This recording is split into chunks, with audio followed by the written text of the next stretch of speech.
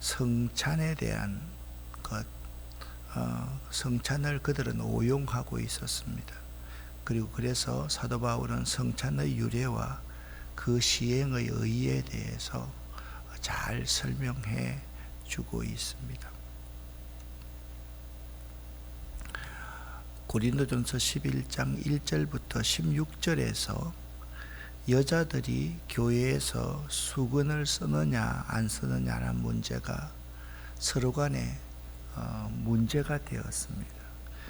그래서 서로 간의 간섭이 다른 이런 문제에 대해서 그 문제를 교회의 질서에 대한 순종함이라는 기준으로 사도 바울은 이 문제를 1절부터 16절에서 다루었습니다. 오늘 17절부터 마지막 절까지는 성찬의 오용으로 인한 서로 간의 다툼, 이 문제를 다룹니다. 그리고 이제 12장에 가면 은사를 다룹니다. 각종 은사들, 여러분 분쟁이 왜 일어나는 줄 압니까? 사실 나만 대단하고 나만 우월하다고 생각하기 때문에 분쟁이라는 게 일어납니다. 그렇게 말을 하면서 각종 은사에 대해서 이야기하고 13장에 가면 이 모든 은사 가운데 최고의 은사가 뭐냐? 사랑입니다. 그렇게 이야기해. 사랑은 언제나 오래 참고 그렇게 나오지요. 그래서 이 11장에서 성찬의 문제에 대해서 정리하고 지나가는 것은 참으로 올바르다, 그렇게 생각이 되어집니다.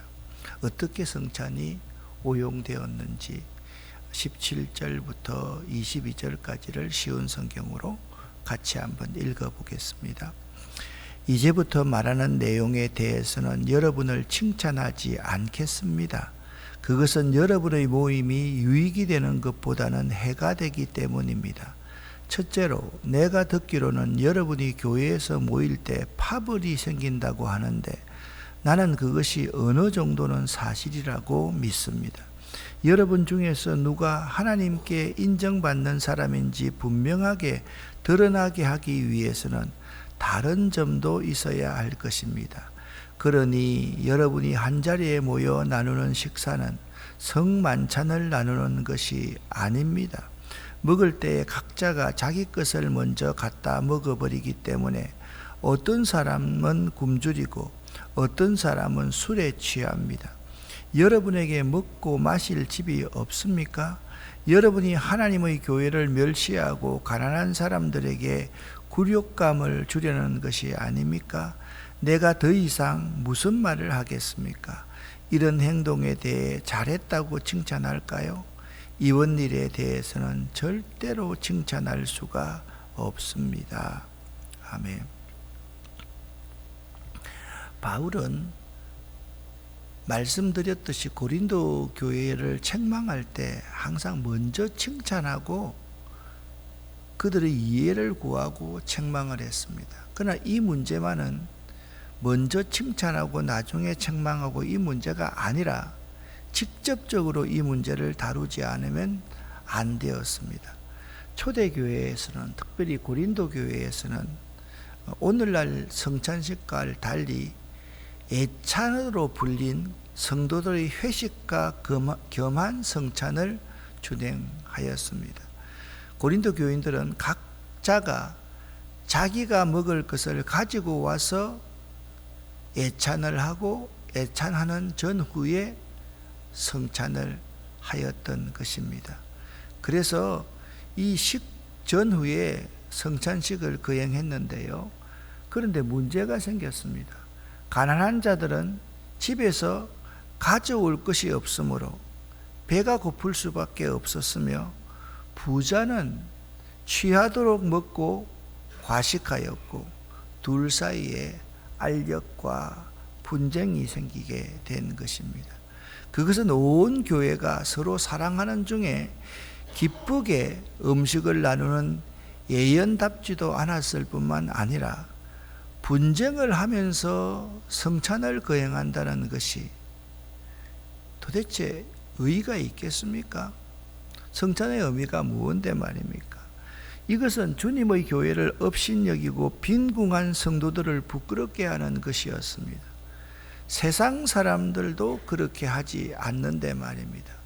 그리스도의 피로 은혜로 구원받은 사람들이 집에서 음식을 가져와서 자기들끼리만 먹고 취하게끔 먹고, 없는 사람은 배를 쫄쫄 굴면서도 전혀 나누어 주지도 않는 그러한 모습, 그런 가운데 우리는 주님 안에서 하나입니다. 여러분을 사랑합니다. 축복합니다. 그것이 무슨 의미가 있느냐라는 것입니다. 그래서 사도 바울은 오늘 저는 여러분들을 칭찬할 만한 마음이 전혀 없습니다. 여러분은 정말 잘못된 일을 하고 있습니다. 라고 그들을 꾸짖고 있는 것입니다.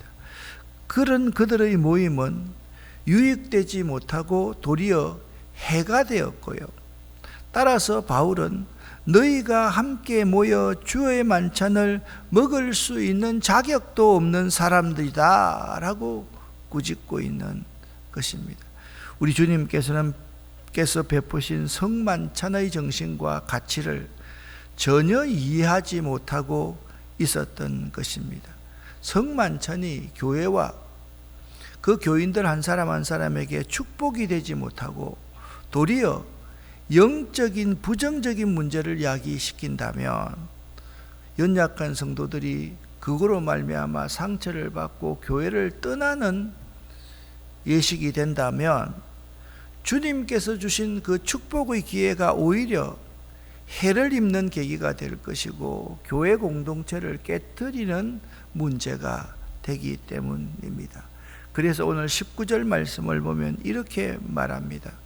여러분 중에서 누가 하나님께 인정받는 사람인지 분명하게 드러나게 하기 위해서는 다른 점도 있어야 할 것입니다. 이 말씀을 통하여서 하나님께서는 그런 모든 일들을 통하여서 어떤 것이 옳은 것인지 어떤 것이 그릇된 것인지를 드러내어서 알게 하신다라고 말씀하고 있습니다. 무엇을 지키는 것보다 절기라든지 전통이라든지 또한 그 절기와 전통 가운데 교인들이 지켜야 할 것들은 그 가운데 지키는 것이 중요한 것보다 더 중요한 것이 있습니다. 그게 뭐냐? 그 절기와 예식에 본래의 정신과 가치를 아는 것이 더 중요합니다. 그것을 모르고 그 예식을 지킨다고 하면, 그것이 도리어 해가 된다고 하면 그 문제는 사실 하지 않는 것이 훨씬 더 나은 것이 되었던 겁니다. 주님께서 잡히시기 전날 밤 제정하신 그 성찬이 지금은 고린도 교회 공동체를 깨뜨리고 있는 파괴적인 예식이 되고 말았다라는 것입니다. 그래서 사도 바울은요, 성찬의 유래와 그것을 시행하는 의의가 무엇인지에 대해서 그들에게 차분하게 이렇게 설명을 해줍니다. 23절부터 26절까지입니다. 함께 읽겠습니다. 내가 여러분에게 전해준 것은 주님께 받은 것입니다. 주 예수님께서 배반당하시던 날 밤에 빵을 들고 감사기도를 드리신 다음 빵을 떼시고 이렇게 말씀하셨습니다. 이것은 너희를 위한 내 몸이다. 나를 기억하면서 이것을 행하여라. 똑같은 방법으로 식후에 잔을 들고 말씀하셨습니다. 이 잔은 내 피로 세우는 새 언약이다. 이 잔을 마실 때마다 나를 기억하면서 이것을 행하여라. 여러분은 이 빵을 먹고 잔을 마실 때마다 주님이 오실 때까지 주님의 죽으심을 전하십시오. 전파하십시오. 그렇게 말합니다. 자, 24절 마지막 부분에 이것을 뗄 때마다 나를 기억하면서 행하여라. 그 다음에 25절 마지막 나를 기억하면서 이것을 행하여라.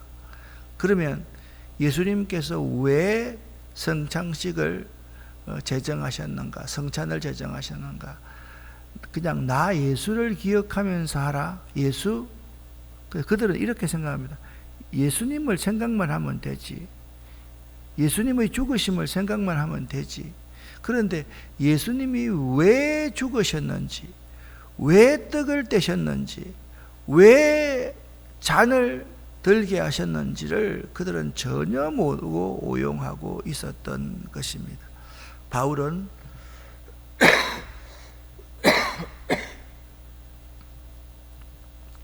고린도 교회 내에 심한 무질서와 분쟁으로 인한 타락을 수정하기 위해서 성찬의 유래와 그 거행의 의의를 설명해 줍니다. 성찬은 주 예수께서 잡히시던 밤에 그분이 친히 제정하신 것이며, 이 예식을 통해 주님께서는 자신의 죽으심으로 새 언약이 성취되었음을 보증하신 것입니다.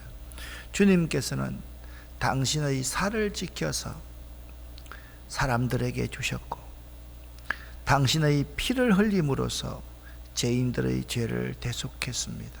그런데 고린도 교인들은 각자 부자들이 자기 음식과 자기 술을 가져와서 거기서 취할 정도로 먹고 가난한 사람은 먹지 않는, 이것이 도대체 주님께서 아무런 상관없는 그들의 구원을 위해서 자기의 살을 찢겨주시며 자기의 피를 흘리고 죽으셨던 것이 무슨 의미가 있느냐는 거죠.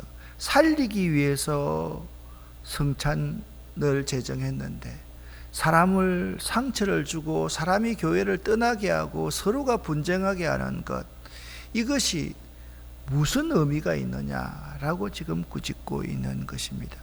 여기서 새 언약이란 하나님께서 우리를 다른 조건 없이 다만 그리스도께서 피를 흘리는 것으로 모든 죄를 사하고 그의 자녀로 삼으신다는 은혜로운 계약입니다. 그 새 언약은 주님의 피로 인치셨으므로 어떤 일이 있더라도 취소되지 않으며 다른 무엇으로도 변개시킬 수도 없는 주님과의 공고한 결속, 즉 연합이었던 것입니다. 이 새 언약은 사람을 살리고 인류를 살리고 이 땅을 살리기 위한 공고한 언약이었습니다. 그런데 그 새 언약의 행위를 행하면서 사람을 죽이는 영을 받은 사람처럼 내 것만 챙기고 이웃을 생각하지 않고 서로 삿대질하고 욕하고 미워하고 증오한다면 그 새 언약을 행하는 그 성찬이 무슨 의미가 있냐라는 것입니다. 우리들은 성찬을 거행함으로써 첫째, 이 사실을 기억하고 감사하며 이 세상 끝날까지 주의 죽으심을 증거하는 사람이 되어야만 합니다.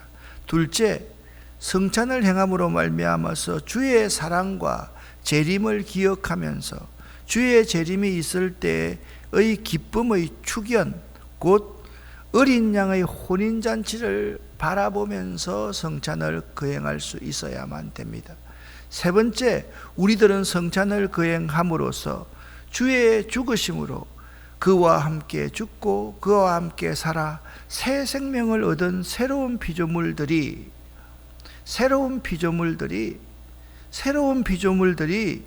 주와 연합된 사실을 확인하는 예식이 성찬입니다. 또한 모든 성도가 생명의 주 그리스도를 머리로 하는 한 몸의 각 지체로 연합되었음을 확인하는 예식이기도 합니다. 한 몸이라 그랬습니다. 그러면 내 자녀와 내 형제가 배고픔을 당하고 서로가 질시하고 미워한다면 그것이 올바른 일입니까? 라고 책망하고 있습니다. 그럼에도 고린도 교회는 그것으로 주의 만찬이 아닌 자기의 만찬으로 삼고, 오늘날 이런 그리스도인들이 참 많습니다. 복음서를 내가 복음으로 만들어가지고 나를 전하려고 하고 나를 자랑하려고 하는 사람들이 참으로 많습니다. 그것이 바로 잘못되고 틀린 것입니다. 그래서 주의 만찬이 아닌 자기의 만찬으로 삼고 전혀 합당치 않게 먹고 마셔 분쟁했던 것입니다.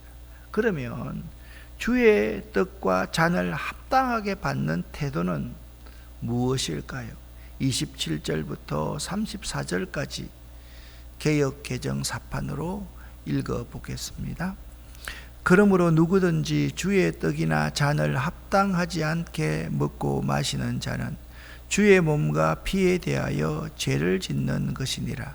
사람이 자기를 살피고 그 후에야 이 떡을 먹고 이 잔을 마실지니 주의 몸을 분별하지 못하고 먹고 마시는 자는 자기의 죄를 먹고 마시는 것이니라. 그러므로 너희 중에 약한 자와 병든 자가 많고 잠자는 자도 적지 아니하니 우리가 우리를 살폈으면 판단을 받지 아니하려니와 우리가 판단을 받는 것은 주께 징계를 받는 것이니 이는 우리로 세상과 함께 정죄함을 받지 않게 하려 하심이라. 그런즉 내 형제들아 먹으러 모일 때에 서로 기다리라. 만일 누구든지 시장하거든 집에서 먹을지니 이는 너희의 모임이 판단받는 모임이 되지 않게 하려 함이라. 그 밖의 일들은 내가 언제든지 갈 때에 바로 잡으리라. 아멘. 아멘. 28절 말씀을 잘 봐야 됩니다. 사람이 자기를 먼저 살피고 그 후에야 이 떡을 먹고 이 잔을 마실지니, 이 말은 다른 말이 아닙니다. 주의 만찬을 자신의 만찬으로 만들지 마십시오. 어떤 사람은 이런 사람도 있었습니다. 많이 가져와서 자기의 음식 많이 가져온 것, 좋은 술을 가져온 것을 자랑하면서 자신의 것을 뽐내려고 하는 사람도 있었다라는 것입니다. 주의 떡과 잔을 합당하게 받는 태도는 먼저 자기를 살필 수 있어야만 합니다. 이것은 곧 성찬이 주의 대속의 죽으심을 기념하는 것임을 바로 인식하고 있는지와 자기의 죄를 살펴 회개하는 일입니다. 그래서 성찬을 할 때는 항상 자기 자신을 살펴봐야 됩니다. 내가 얼마나 부족한지, 나에게 얼마나 우리 주님의 사랑이 필요한지, 내가 그 사랑 때문에 사는 것인지를 살펴보고 회개할 수 있어야만 합니다. 그런데 지금 예찬을 하고 난 전후에 성찬을 하면서 자기를 살피지 않고, 여러분, 자기를 살핀다는 것은 성경에 이런 의미입니다. 내 자신만을 위해서 살라는 것이 아니라 이웃을 생각하고 하나님을 먼저 생각하고 교회 공동체의 유익을 생각하라는 말입니다. 그게 자기를 살핀다라는 의미입니다.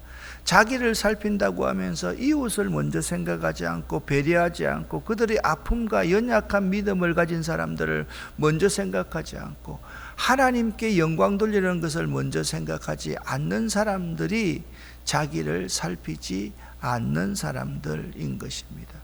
두 번째, 주의 떡과 잔을 합당하게 받는 태도는 성찬의 의의를 생각하며 상호간에 사랑을 가지는 것입니다. 무엇이든 사랑이 빠지면 그것은 아무것도 아닙니다. 아무리 올바른 일을 한다 할지라도 사랑이 없으면 아무것도 아닙니다. 이것은 이기적으로 무엇을 얻으려고만 하는 태도가 몸에 배어 있는 우리들에게 좋은 교훈이 될 것입니다. 자신보다 형제를 앞에 두는 것, 자신보다 공동체를 앞에 두는 것, 자신들보다 주님을 앞에 두는 것, 그것이 성찬의 진정한 의미라고 말씀하고 있습니다. 그런데 주의 잔과 떡을 합당하게 받지 아니하면 어떻게 되는가? 먼저 죄를 짓는 것이 됩니다. 이 죄라는 것 참 무서운 겁니다. 그러니까 주님의 떡이나 잔을 합당하게 받지 않으면 죄를 짓는 것이라는 것은 지금 고린도 교회에서 많은 술과 많은 음식을 가져와서 자기만 먹고 이웃을 생각하지 않고 다툼을 일으키는 당신들이 바로 죄 짓는 사람들입니다 라고 말하고 있는 것입니다. 그것은 자기의 죄를 먹고 마시는 것이며 축복될 일이 도리어 해가 되는 것입니다. 두 번째, 주의 떡이나 잔을 합당하게 먹고 마시지 아니하면 징계를 받게 됩니다. 그러니까 이 초대교회나 구약의 공동체에서 가장 큰 징계는 뭔지 아십니까? 공동체에서 추방해버리는 겁니다. 공동체에 참여하지 못하게 하는 겁니다. 그것은 무서운 징계였습니다. 징계를 받게 되는데 그것들은 영원한 화받음을 면케하기 위해서 촉구하시는 하나님의 사랑으로 그들에게 징계를 내린다라고 말씀하고 있습니다. 사랑하는 성도 여러분, 무엇이든지 지키는 것이 중요한 것이 아닙니다. 지키는 것보다 더 중요한 것은 그 지키는 그 예배와 절기와 모든 규례, 율례에 대한 그 정신과 의의를 바로 아는 것입니다. 예수를 믿는 것이 참 중요합니다. 그러면 이렇게 형상을 만들어진 그 예수님의 얼굴을 생각하면서 지금껏 우리가 정말 잘생긴 그 예수님의 상, 그것만 생각하면서 그분을 믿으면 구원받는다라고 생각하는 것이 아니라 그 예수님의 삶과 그 예수님의 그 삶의 정신과 그 가치를 우리가 받아들이고 믿는 것을 의미합니다.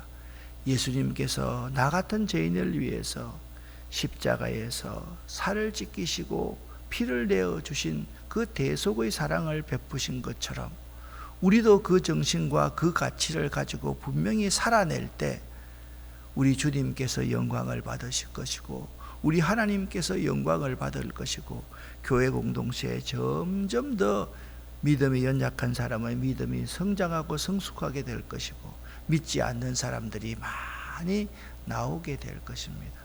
교인들이, 믿는 성도들이 믿지 않는 사람들보다 못해서는 되겠습니까? 오늘 사도 바울이 책망하고 있는 점이 바로 그 점이다. 꼭 기억하여 주시기를 바랍니다. 다시 한번 두 가지 강구를 드리겠습니다.